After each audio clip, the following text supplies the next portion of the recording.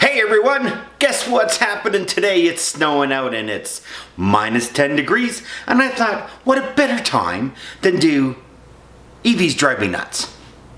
EV videos, EV marketing, EV trucks specifically, because EV trucks are the best vehicles on the road as far as I'm concerned, unless you want to tow. If you want to tow, go get something else.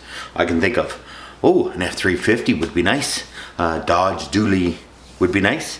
Forget about that GM stuff. Too expensive and pretty crappy interiors. But hey, if you're a Silverado fan, go get one. It doesn't really matter what you like. Get what you like. You know how it goes. But here I'm talking about truck EVs, Lightnings, Silverados, Rivians, and Cyberpunks. Because that's all it is you're getting bugged. One of the things that drives me crazy about all these trucks is how all the companies lie about range and what they can do. So let's boil this down to some of the craziest stuff out there right now for pricing. Now, I live in Canada and I live in a province with the lowest sales tax, okay? So if you're going to buy a vehicle, the taxes on top of the vehicle that you're going to pay are the lowest where I live. They don't get any lower. So, but we're not talking about taxes. We're just talking about the price. Also, in Canada, they passed a law that you cannot advertise a vehicle that does not include all the other fees. So, you go see something advertised for $30,000 and then you got to go down and they go, well, we got to add destination on to that. And then we got to add a air conditioning charge. And then we got to put tires on. And then we got to put an engine in. And then we got to do the, just a game by the dealerships, right? That's why they have a bad reputation. So they passed a law saying, no, if you advertise a vehicle for $100,000, the only thing you can add on top of that is taxes. Sales taxes. So if your sales tax is 20%, paying $120. Got it? So let's go look at the pricing of some of these electric trucks. I hope you're sitting down because you are not going to believe this. So our first one up is Rivian R1T.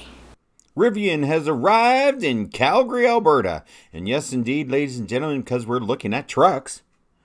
What does a Rivian cost in Canada? Well, where I live, and we're not talking any taxes or anything like that, but also remember, we have a rule. You cannot advertise the price of a truck that it has other things added on to it. The only thing you can add on is general sales tax of wherever you live.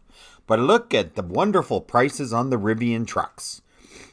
There's a one for under $120,000, but it's not. $129,050, $124,350, $151,600, and that's the so-called maximum range. Now, what you can see on the side here is it has a max battery, which according to people that have tested it out, it does not get what it gets, so I wouldn't order that. But the large battery, they say, is 529 kilometers of range, about the same as my Lightning.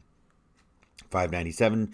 The good thing about Rivian's webpage, unlike Chevy's webpage, they actually tell you what the estimated range is. You can see how they look. I don't know why this is 595 and this is 529, this is 529. This one over here is 487. Why would you ever buy a 487 range truck? We'll get into that in a second. Then we got this. Oh, look, a 2023. And it's only $116,000. Oh! So you better have some money for Rivians. And don't forget, luxury tax on all prices on vehicles over $100,000. It's only on the amount over $100,000. But at, let's say, $124,000, you're going to pay 20% tax on $24,350, plus your sales tax or wherever you are. So Rivian, welcome to Canada. And I guess this is only for rich people because there's no way I can do this. This is... Holy cow, did you like those prices? Whoo! Now, that's Rivian. And extremely expensive. Let's go to Tesla. About the Cybertruck, Cyberpunk. Let's head on over there. Woohoo! Here's your Cybertruck. Time to get cyberpunked For all you people out there that like to go spend $137,990 plus sales taxes, you can get yourself the worst truck you can possibly buy. No, don't get me wrong. There is technology in this truck that's absolutely wonderful, but the actual truck itself, go and make your statement. You might as well have purple hair. $137,990 is a far cry from the $29,000 they said it was going to be. So $29,000 American, $39,000 Canadian. Nope, $139,000. Well, of course, this is a dual motor all-wheel drive, but let's go down to the Cyber Beast. Oh, look at that thing. $165,990. Hate to tell you this, but I could sell you a one-bedroom condo in the city I live in for that price. Oh, I can't even believe someone would pay that for such a terrible truck. Then let's go to the Silverado. The Silverado EV, lots of good news out there about that. 440 kilometers of range. No, 440 miles of range. 700 kilometers. Whew, let's get on over there. The new Silverado EV. Here we are, a four-wheel drive Q Cab RST. $123,547. But here's the kicker. Does it have the big battery? Let's scroll down. There's nothing here. Here, let's look at this. If you want to take a read of what they have for description, there's no mention how far it'll go. No mention of the battery pack size. No mention of nothing. Oh, well, let's try another one. So we come here, and here's a work truck. $84,187. Okay, is that a good price? It's a work truck. 4WT work truck. I mean, I don't even want to go down there because, again, is this the truck that'll do 700 kilometers or 440 miles? There's no mention. It doesn't say how big the battery is. Doesn't say how far it goes. Doesn't give the EPA. Is there a Canadian range? Is there a cold weather range? I'm not going down and spending $84,187 plus taxes. I'm not doing it. So, welcome to the Chevrolet EV world. But they are available in Canada, and they're anywhere between $84,000 and $125,000. So if you got $125,000, because that's the one you got to buy. Wow. Get some money out and, quite frankly, poor advertising on General Motors' part. They should have the range, and the battery size right there at the top, so you know. Make me want to go down there and test drive this. I don't even want to go down there. They're so vague on the information. And that price, I'm not going down there. Next, let's look at Ford. And now here we are to the people that were first to the category. The Ford F-150 Lightning. Yes, indeed.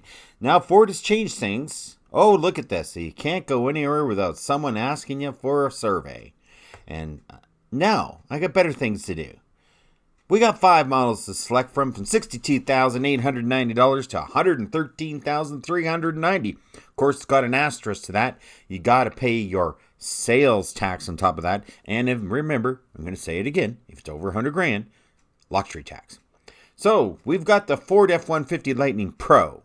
This is the small battery base truck, and it's the only way you can get it. $62,000. Now, that's only about $25,000 more than it should be.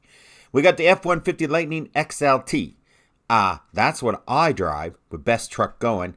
But, believe it or not, they changed things. The XLT is the small battery. You cannot get it in a big battery. You got to go to the Flash.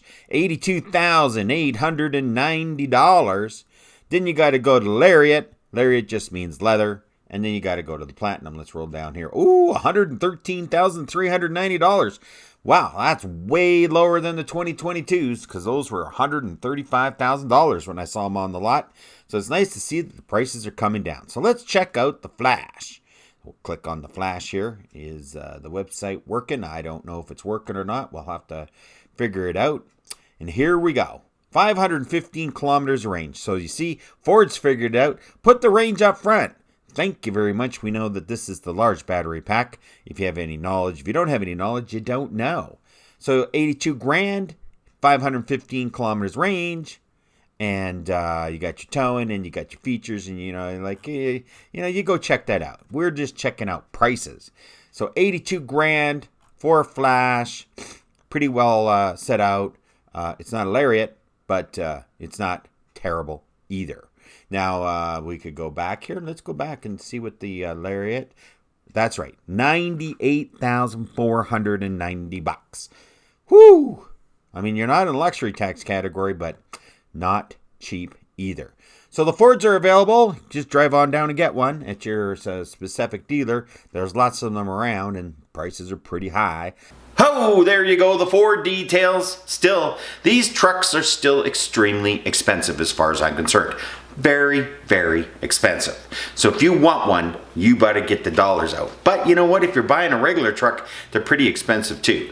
I mean, if you're just going out to buy a truck, I mean, the odds of you getting under $70,000 where I live for anything that's new, that's good, going to be difficult. So good luck in your searches.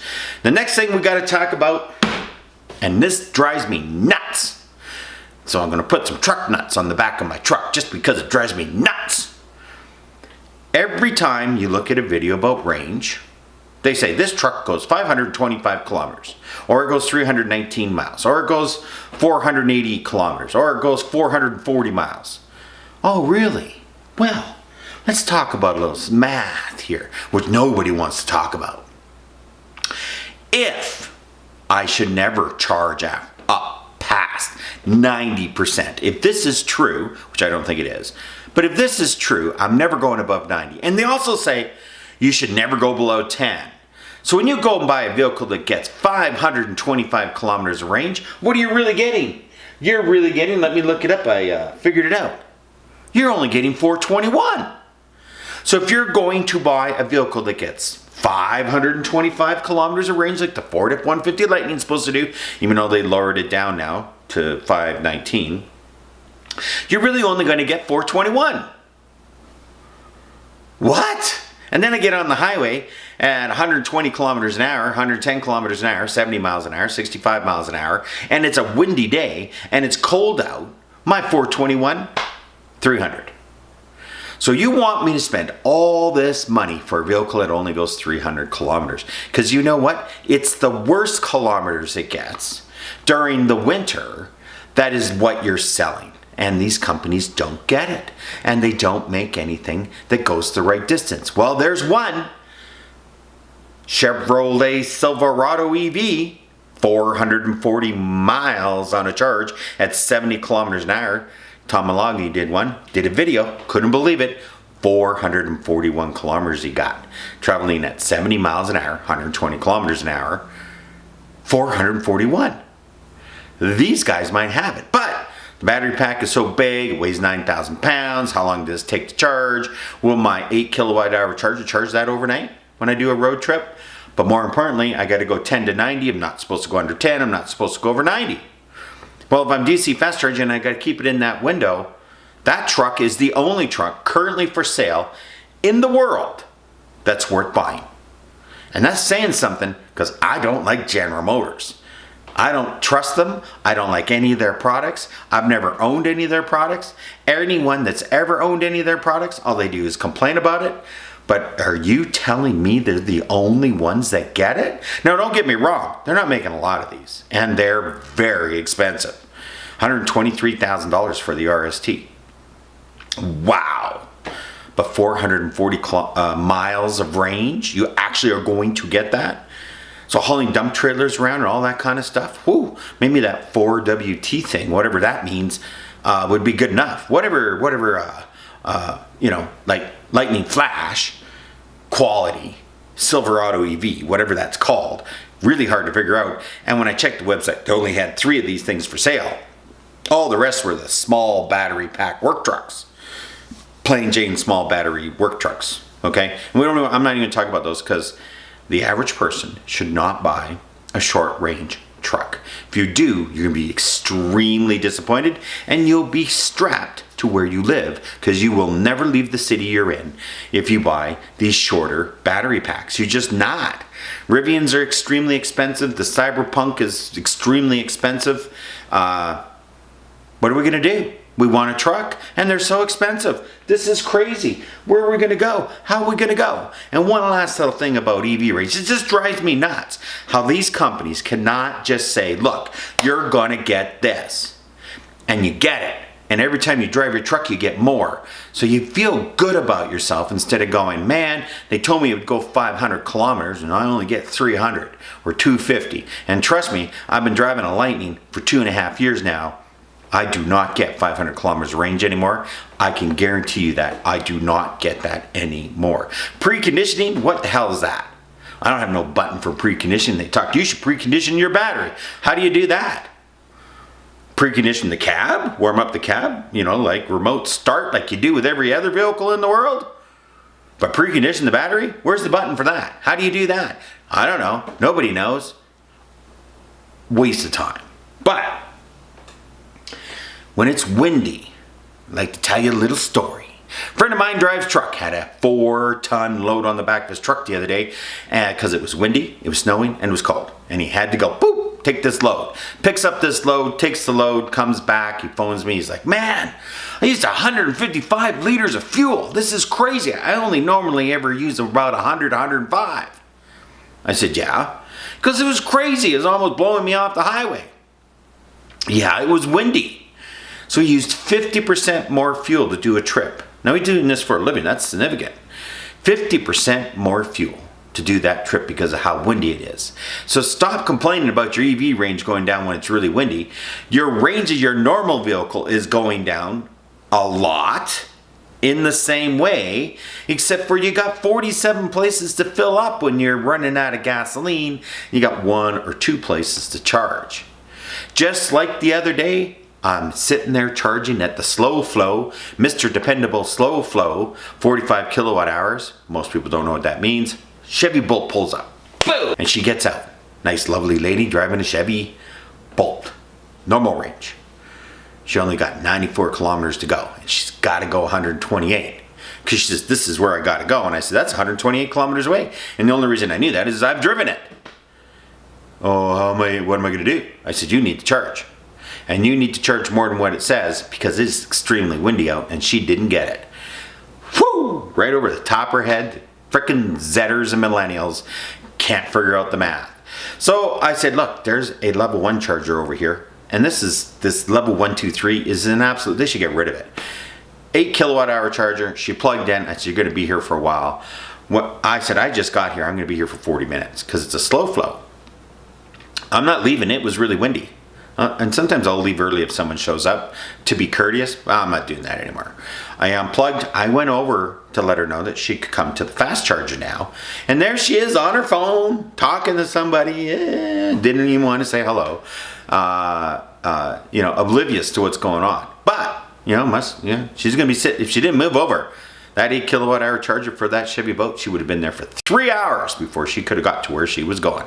Because it was windy. So, no charging infrastructure for the most part. I bet you there are areas of North America that have it. But, and there might be areas in Canada that have it. I haven't seen it. But maybe one day it'll come. So range is important, extremely important for the next 5 years. For sure, these 300-mile ranges or 500-kilometer ranges are not good enough. Because if the 10 and the 10 have to be taken out, you're not 500 kilometers, you're 400 kilometers. Hello? And it should be software doing this. I shouldn't have to worry about charging to 100% all the time. So thank you for tuning in. Trucks drive me nuts, especially EV trucks. Don't get me wrong, love driving mine. I'm almost at 100,000 kilometers. That's right, 100,000 kilometers in 2.5 years. You need to cut that down. Have yourself a great weekend, and I hope to see you in the future.